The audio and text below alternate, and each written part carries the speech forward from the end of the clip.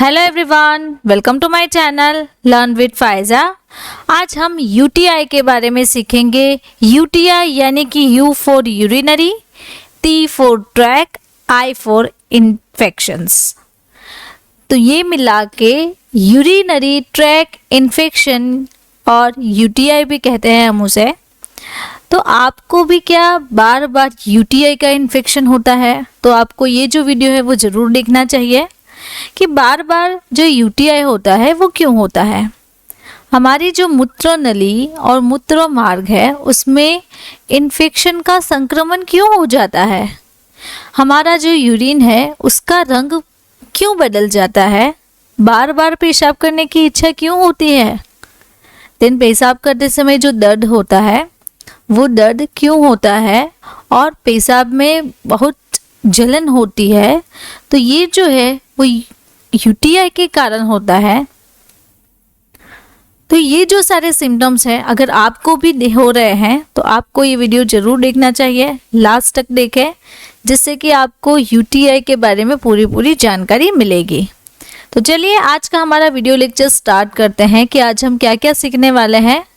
सबसे पहले यूटीआई के इंट्रोडक्शन के बारे में सीखेंगे, देन कॉजेस, उसके कारण क्या है, सिम्टम्स, क्या लक्षण है उसके, डायग्नोसिस, निदान क्या करवा सकते हैं, और ट्रीटमेंट, क्या दवाइयाँ ले सकते हैं यूटीआई में।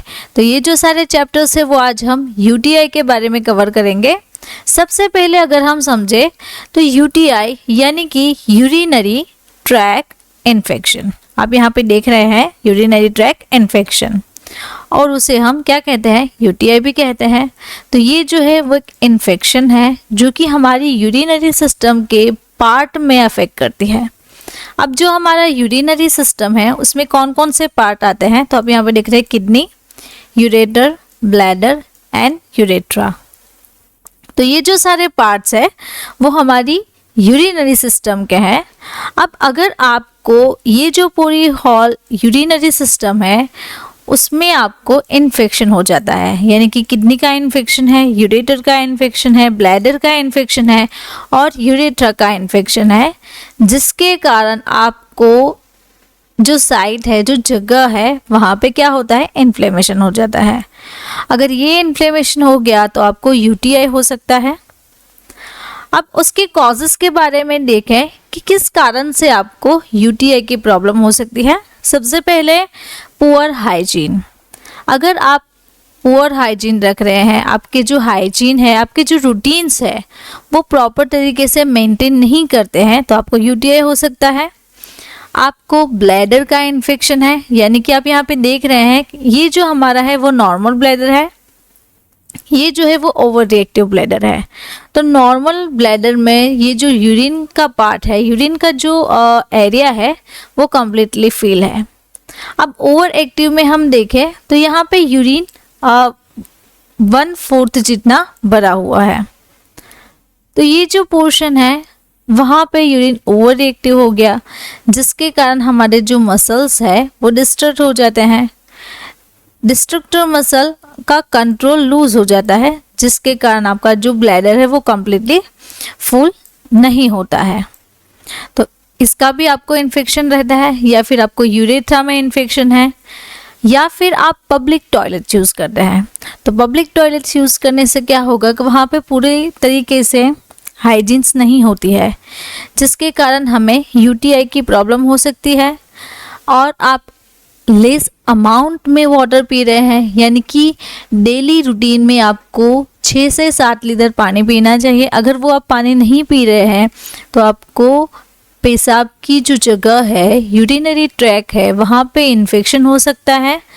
फ्रीक्वेंट सेक्सुअल इंटरकोर्स, आप बार बार इंटरकोर्स करते हैं, या फिर आपके जो नई पार्टनर है उसके साथ आप इंटरकोर्स करते हैं, देन आपकी कोई ऐसी मैटरनल हिस्ट्री है, यानी कि प्रेगनेंसी हिस्ट्री है कि जिसमें आपको यूटीआई हो चुका है और आपको डायबिटीज़ है। तो ये जो सारे कारण है उस कारण से आपको यूटीआई हो सकता है। वीडियो के बीच में मैं आपको बताना चाहती हूँ, हमारा एक ह्यूमन एनाटॉमी एंड फिजियोलॉजी का कोर्स है, जिसकी लिंक मैं आपको डिस्क्रिप्शन बॉक्स में दे दूँगी। तो आप वहाँ से जाके डायरेक्टली हमारा जो कोर्स है वो एक्सेस कर सकते हैं। अब हम हमारे टॉपिक पे वापस से आते हैं कि अब अगर यूटीआई होता है तो कैसे पता चलेगा, इसका सिम्टम्स क्या है। सबसे पहले यहाँ पे है पेन और बर्निंग वाइल यूरिनेटिंग। जब भी आप पेशाब करने जाते हो, यूरिन करने जाते हो, तब आपको वहाँ पे पेन होगा, बर्निंग सा सेंसेशन होगा। फ्रीक्वेंट यूरिनेशन, बार बार आपको पेशाब करने की इच्छा होती है, आपको ऐसा फील होता है कि आपका जो ब्लैडर है वो कम्प्लीटली फील नहीं होता है, जिसके कारण आपको ऐसा लगता है कि अभी आप पेशाब करने गए थे, कुछ देर बाद वापस जाओगे, उसके कुछ देर बाद वापस जाओगे, तो आपकी जो यूरिनरी अर्जेंसी है वो इंक्रीज हो जाती है, यूरिन में ब्लड आ सकता है और आपको प्रेशर क्रैम्पिंग रहते हैं आपके लोअर एब्डोमेन एरिया में। उसके बाद जो सिम्टम्स है वो किडनी इन्फेक्शन के रिलेटेड है, जो कि आपको fever, chills, lower back pain और pain in the side of your back, तो ये जो है वो सिम्टम्स रहते हैं आपको, एंड नोजिया वॉमिटिंग भी हो सकता है। तो ये जो सारे सिम्टम्स है वो यूटीआई के हैं। अब डायग्नोसिस के बारे में देखें कि इसका निदान क्या हो सकता है, इसके क्या क्या डायग्नोसिस ले सकते हैं। सबसे पहले आपका जो यूरिन सैंपल है उसका एनालाइजिंग होता है। एनालाइज होने के बाद वो लोग देखते हैं कि आपका जो यूरिन है वो नॉर्मल बेसिक लाइफ में कैसा है, और अगर आप इन्फेक्टेड है, आपको यूटीआई हुआ है, तब आपका जो यूरिन है उसमें कोई पस फॉर्मेशन है या फिर नहीं है, जिससे पता चलेगा कि आपको यूटीआई है या फिर नहीं है। Growing urinary track bacteria in the lab, हमारी जो यूरिनरी ट्रैक है वहाँ पे बैक्टीरिया आ जाता है, तो उसका एग्जामिन करते हैं एंड उसकी जो इमेजेस है वो क्रिएट करते हैं, एंड अल्ट्रासाउंड करवाना पड़ता है। तो ये जो सारे डायग्नोसिस है वो ले सकते हैं आप। अब हम देखें तो सीटी स्कैन करवा सकते हैं, MRI, cystoscope to inside your see bladder, हमारे ब्लैडर के अंदर देखने के लिए साइटोस्कोप यूज़ कर सकते हैं, एंड मेल और फीमेल की साइटोस्कोपी आती है तो वो भी आप स्टडी कर सकते हैं। अब ट्रीटमेंट ऑप्शन के बारे में देखें कि होम रेमेडीज़ क्या अवेलेबल है जिससे कि आप यूटीआई ठीक कर सकते हैं। तो अगर हम यहाँ पे देखें तो आपको लॉट्स ऑफ वाटर ड्रिंक करना है, यानी कि दिन में 6 से 7 लीटर जो पानी है वो आपको पीना है। आपको आपका जो यूरिन है, जो पेशाब है, उसे होल्ड नहीं करना है। रेगुलरली आपको प्रोबायोटिक लेने की आदत डालनी चाहिए, गार्लिक लेना चाहिए, विटामिन सी के सप्लीमेंट्स आपकी डाइट में ऐड करने चाहिए, एंड आपकी जो फ्रंट टू बैक एरिया है वहाँ से आपको वाइप करना चाहिए, जिससे कि आपको बैक्टीरिया जो है वो रिवर्स ना आए। देन अगर आपको ब्लैडर में इरिटेशन हो रहा है तो उसके रिलेटेड कोई फूड आप ले रहे हैं तो आपको क्या खास ख्याल रखना है कि साइट्रस और वेरी एसिडिक जो फूड है उसे अवॉइड करना है। आर्टिफिशियल जो स्वीटनर्स आते हैं वो आप नहीं ले सकते हैं, कैफीन अवॉइड करना है, एंड अल्कोहल जो है उसे भी आपको स्टॉप करना है। तो ये जो सारी है वो होम रेमेडीज़ है ट्रीटमेंट ऑप्शन के बारे में। अब यहाँ पे मैं आपको बताना चाहती हूँ कि अगर आपको ऐसे ही कोई ना कोई डिजीज़ होते रहते हैं तो आप मेरा जो कोर्स है वो ज्वाइन कर सकते हैं, या फिर आपको प्रॉपर कंसल्टेशन चाहिए और एक्सपर्ट गाइडेंस चाहिए तो यहाँ पे व्हाट्सएप नंबर भी दिया हुआ है, तो व्हाट्सएप के थ्रू भी आप मुझे कांटेक्ट कर सकते हो। नाउ यहाँ पे हम देखेंगे कि यूटीआई अगर हो रहा है तो इसके कौन कौन से ट्रीटमेंट ऑप्शंस हैं। तो ट्रीटमेंट ऑप्शन में पहला जो ऑप्शन है वो है यूरिकाइन। यूरी यानी कि यूरिन के लिए बना हुआ है, यूरिनरी इन्फेक्शन के लिए बना हुआ है, तो इसका नाम ही है जो कह देता है यूरिकाइन। यूरिकाइन में फ्लेवोक्सोड आती है, मैनकाइंड फार्मास्यूटिकल कंपनी की। ये जो टैबलेट है वो दिन में आप 2 बार या फिर 3 बार सिंगल टैबलेट ले सकते हो। उसके बाद है ऑप्शन 2 लिवोफ्लॉक्स। उसका जो कंटेंट है लिवोफ्लॉक्सासिन 500 mg सिप्ला बनाती है, तो इसका जो डोज है वो आप 1 टैबलेट दिन में 1 से 2 बार ले सकते हो।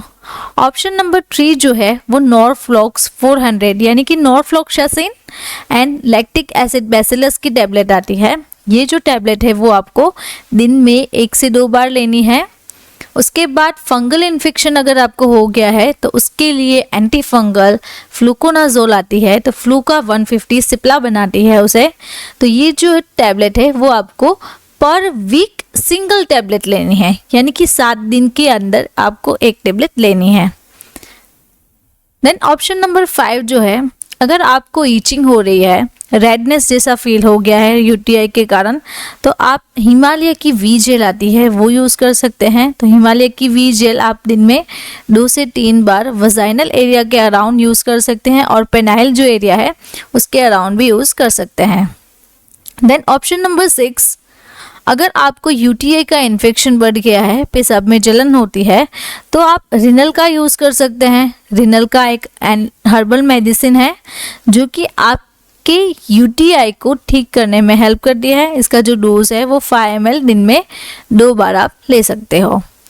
उसके बाद जो एंटी फंगल क्रीम आती है, लुलिएक्ट क्रीम, ली फूड कंपनी बनाती है, तो उसका जो कंटेंट है लुलिकोनाजोल, ये भी आप दिन में 2 से 3 बार अप्लाई कर सकते हैं। Then option number 8, Clavam 625, Alkem pharmaceutical company बनाती है, तो इसमें amoxicillin and potassium clavulanate tablet आती है। तो ये जो टैबलेट है वो आपको दिन में 1 टैबलेट 2 से 3 बार लेनी है। ऑप्शन नंबर 9 जो है वो सिप्ला की ओफ्लॉक्स ओजेड टैबलेट आती है। तो ये जो टैबलेट है उसमें ऑफ्लॉक्सासिन एंड ऑर्निडाजोल कंटेंट आता है। ये टैबलेट आप दिन में 1 बार ले सकते हो। देन लास्ट जो ऑप्शन है वो है ऑप्शन नंबर 10, फोसिरोल। तो ये जो सचेट है उसमें फोस्फोमाइसिन, प्रोमेटामोल, बीपी अकॉर्डिंग बनाया जाता है। तो इसका जो डोज है वो 3 ग्राम सिंगल डोज ओनली वंस, यानी कि आपको ये जो डोज है, ये जो सचेट है वो आपको एक ही बार सिंगल डोज ले लेना है। तो ये जो सारी ट्रीटमेंट ऑप्शन मैंने आपको दिखाई वो यूटीआई के बारे में थी, तो आप इनमें से कोई भी ऑप्शन सिलेक्ट कर सकते हो। अगर आपको मेरा ये वीडियो अच्छा लगा तो आपको ये वीडियो भी अच्छा लगेगा। ऐसे ही डिजीज़ेस के बारे में अगर आपको स्टडी करना है तो आप मेरे चैनल को सब्सक्राइब कर सकते हो, और मेरी जो दूसरी चैनल है मेडिसिन एक्सपर्ट रिव्यू, उसे भी आप सब्सक्राइब कर सकते हो। Thank you for watching my video.